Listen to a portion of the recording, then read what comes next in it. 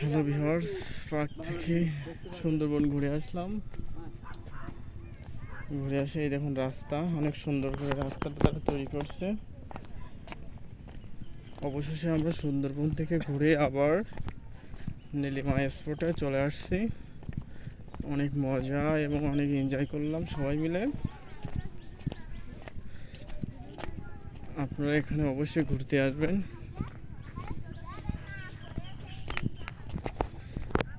এখানে নিয়মিত কন্টিনিউ দুই ভাই থাকে, এই দেখেন তাদের এই যে সাগর মাঝি ও মাজেদ মাঝি, তাদের নাম্বার আছে, আপনারা তাদের সাথে অবশ্যই যোগাযোগ করবেন। এটা হচ্ছে আকাশ নীলা ইকো ট্যুরিজম সেন্টার, আমাদের ডিসি সাহেব বাস্তবায়ন করেছে।